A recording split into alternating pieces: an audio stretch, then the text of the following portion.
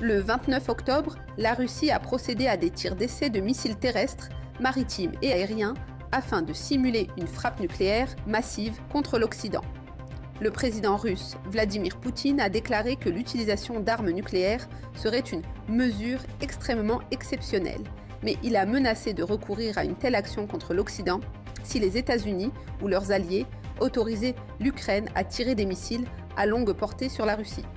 Les agences de presse de l'État ont déclaré que l'armée russe avait procédé au tir d'essai d'un missile balistique intercontinental de type Yars, capable de transporter une ogive nucléaire. Le ministère russe de la Défense a annoncé que 2 sous-marins à propulsion nucléaire avaient également tiré des missiles balistiques pouvant être armés d'ogives nucléaires dans la mer de Barents et la mer d'Okhotsk.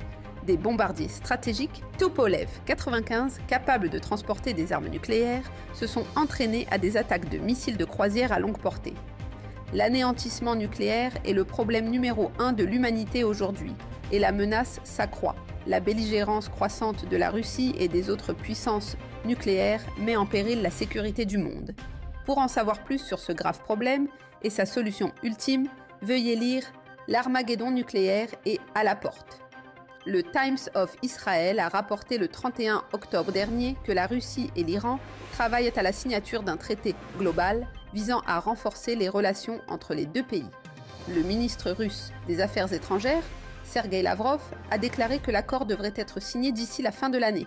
Bien qu'il n'ait pas donné plus de détails sur les spécificités des liens en matière de défense, il a qualifié le traité de facteur sérieux de renforcement des relations russo-iraniennes et de partenariat stratégique. L'approfondissement de ces liens représente une menace certaine pour Israël et l'Ukraine.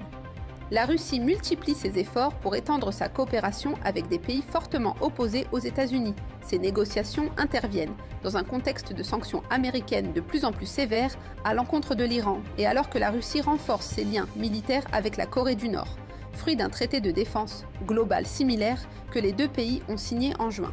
Le partenariat russo-iranien est particulièrement menaçant pour l'Europe. L'Iran s'est en outre avéré être l'un des principaux soutiens de la Russie dans sa guerre contre l'Ukraine.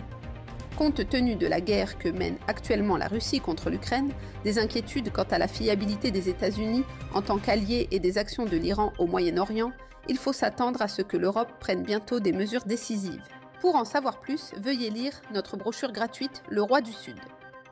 Dans une déclaration datée du 1er novembre, le chef de la Force spatiale des États-Unis, Chance Saltzman, a souligné que la Chine renforce ses capacités militaires spatiales à un rythme époustouflant.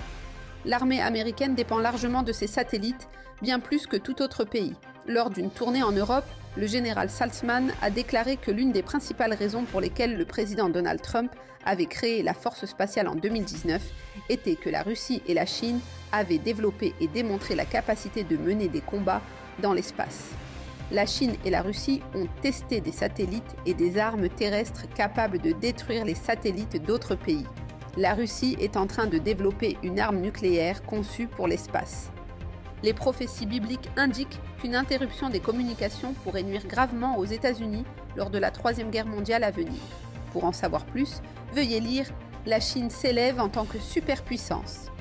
Pour en savoir plus sur l'actualité mondiale et son lien avec la prophétie biblique, veuillez visiter latrompette.fr.